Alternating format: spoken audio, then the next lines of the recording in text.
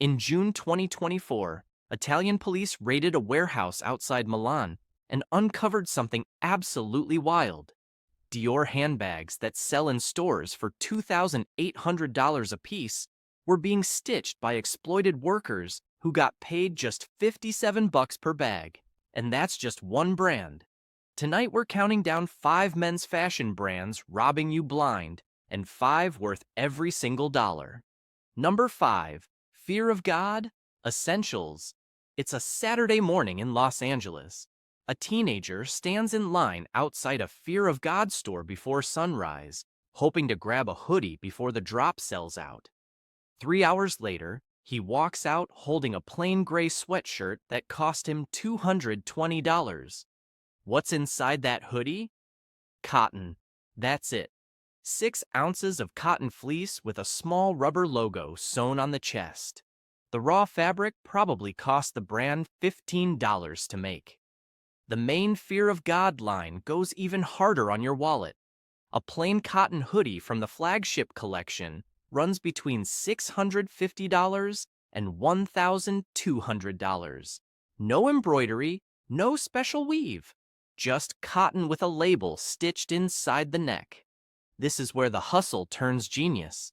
Streetwear lives and dies on hype. The drop sells out in 2 minutes. It resells for double on StockX the same afternoon. Suddenly, $220 for a sweatshirt seems reasonable. Supreme ran this same play for 20 years, printing $3 Hanes blanks at a $48 retail and watching them flip for $400 by dinner. You aren't buying quality. You're renting social status inside a club that expires the second the next brand drops. But the brand sitting one slot below this one turned the exact same game into billions. Number 4. Balenciaga. At a private luxury summit in Paris, the CEO of Balenciaga once stood on stage and laughed about parents calling him to complain. "Every dinner I go to," he said, "someone tells me to stop releasing these shoes because their family is spending too much money at Balenciaga." He said he was very happy about it. Why so happy? Because of shoes like the Balenciaga Triple S. They weigh 2 pounds each. They resemble something your grandpa wore to coach Little League in 1994. They retail for $895 a pair. The real cost to build one pair? Around $195, according to a production breakdown from 1:37 p.m.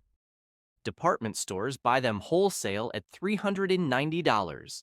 So you're paying roughly 4 times the true cost for a sneaker that gets mocked online every single day.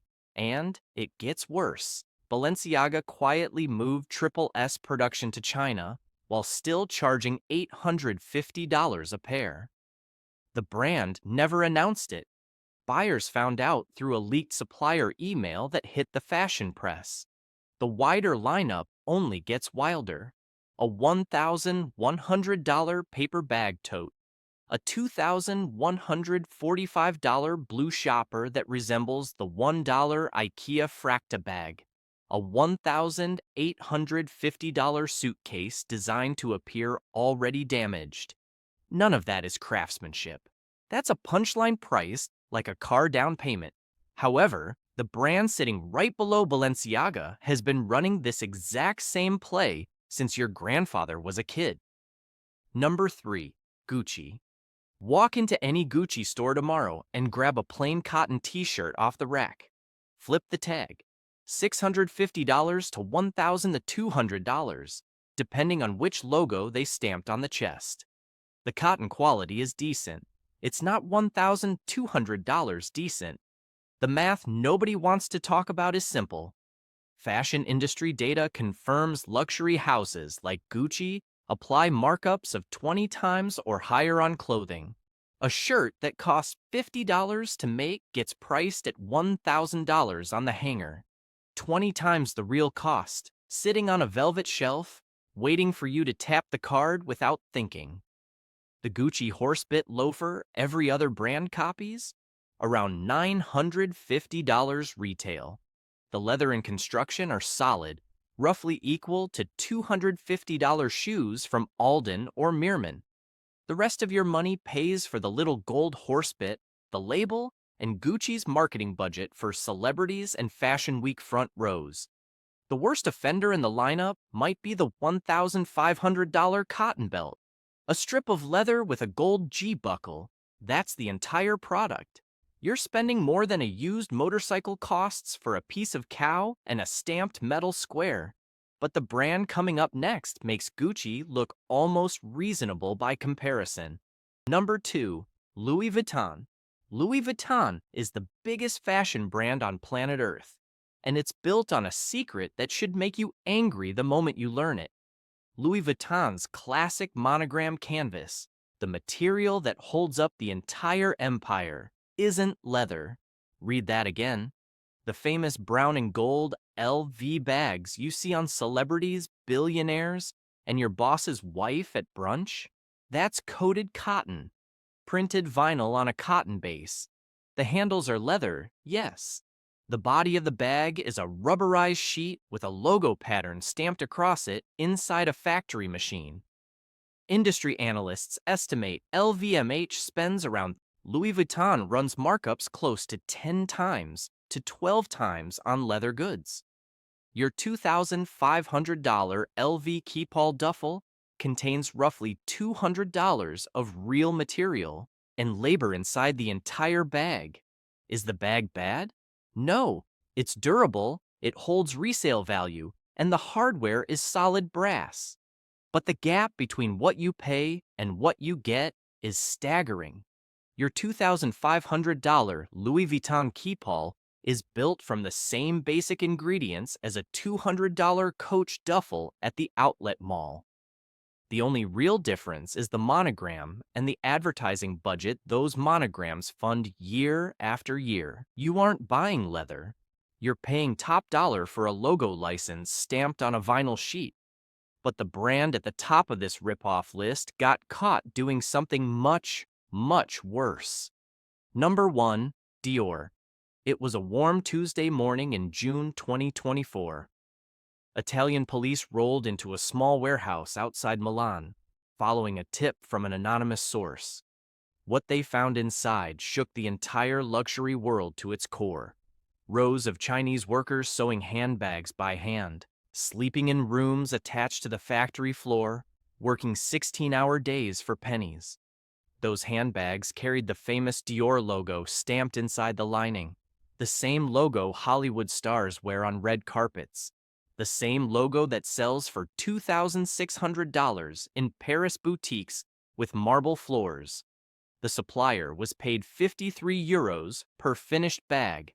Each bag was then sold to Dior, who passed it along to retail at €2,600, and the labor behind it was what Milan judges officially called exploitation in court filings. The ugliest part? Dior had audited those same suppliers and claimed the factories succeeded in hiding these practices. The world's most prestigious fashion house either didn't know or didn't want to know where its leather goods were really coming from. The retail price stayed frozen. Nobody refunded a single customer, and you can walk into any Dior boutique tomorrow and hand over $2,800 for a bag made by a stranger who got $57 for their trouble. That's the business model right there in black and white. Those were the 5 biggest robberies in men's fashion. But the story doesn't end there. For every brand selling you vinyl wrapped in marketing, there's another brand quietly making the real thing. Brands that pay workers fairly. Brands that use rare material and take hours to build a single piece. We're counting down the top 5 worth every penny, again from 5 to 1, ending with the quietest flex a wealthy man can own. Number 5. Crockett and Jones. In a small English town called Northampton, a factory has been hand-building shoes since 1879. That's 145 years of cobblers training apprentices and passing down the same methods their grandfathers used. The brand is Crockett and Jones, and their shoes start at $700 a pair. Now compare that to Balenciaga for a second. An $895 Triple S sneaker falls apart in 2 seasons because the sole is bonded plastic and can't be resoled. Divide across a 2-year lifespan, and you're at $447 per year of wear. Now do the Crockett math. $700 for a pair of Goodyear welted leather shoes. The welt construction means the sole can be replaced 4 or 5 times over the life of the shoe without rebuilding the upper leather. With polishing and a risole every couple of years, these shoes last 30 years easily. Serious owners have worn the same pair for 40. $700 divided across 30 years works out to $23 per year. $23 a year for shoes that look better with age. And if you want the next level up, their premium cousin John Lobb starts at $1,800 with better leather and more hand finishing baked in. However, the brand one slot up takes craftsmanship from your feet all the way up to the suit on your back. Number 4. Brioni. Pierce Brosnan wore one. Daniel Craig wore one in 3 different Bond films. Every James Bond since 1995 has worn a Brioni on screen. Watch those scenes in slow motion and you'll see why. The jacket moves with the actor, it bends when he bends, it holds its shape after a fight scene. That isn't movie magic. That's 18 hours of handwork and over 5,000 individual stitches built into every single suit. Brioni was founded in Rome in 1945. It uses more handwork inside its ready-to-wear than any other brand on Earth today, including Tom Ford and even Keaton. Hand-padded chest and lapel, hand-sewn buttonholes, hand-attached pocket jettings. All of that comes standard on every jacket that leaves the factory. Prices start around $6,000 and climb past $50,000 for made-to-measure work using rare fabrics. Bespoke starts at $6,500. Sounds insane, right? Compare that to Savile Row Bespoke, where Henry Poole and Huntsman charge $6,000 to $10,000 for comparable work.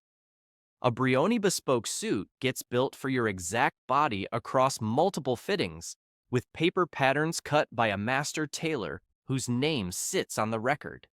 That's the polar opposite of a Dior monogram belt made inside a hidden Milan workshop. But the brand right above Brioni adds something money alone can't buy. Number 3. Brunello Cucinelli. There's a medieval hilltop village in Italy called Solomeo. Population? 400 people, and one man owns almost all of it. His name is Brunello Cucinelli. In 1985, he started a cashmere company and personally restored the entire village as a working company headquarters. Workers here don't sit in cubicles under fluorescent lights. They sew cashmere sweaters inside restored medieval buildings made of stone and wood. They eat a free 2-hour lunch together in the company cafeteria. They work shorter days than anywhere else in Italian fashion, and they get paid above industry wages for doing it. Cucinelli pieces aren't cheap. A cashmere crew neck runs $1,200 to $2,000. A winter coat can break $5,000. But each garment carries hours of hand finishing, and a significant portion of the company's profits flows right back into the Solomeo Foundation. The foundation funds cultural restoration, a library, a theater, and a school right there in the village. That isn't PR fluff. That's audited public financials you can pull up today. The man built an entire civilization from sweater profits. His workers own their homes outright and send their kids to college without loans. Compare that to Dior's $57 bags, stitched by exploited workers inside hidden Milan warehouses. Same continent, different galaxies entirely. But the brand one step higher takes Italian craftsmanship to a level that's almost gone extinct. Number 2. Keaton. There's a workshop in Naples where 20 suits get built every day. Only 20. Not 20,000, not 2,000, 20. And each suit takes 25 hours of pure handwork to complete from start to finish.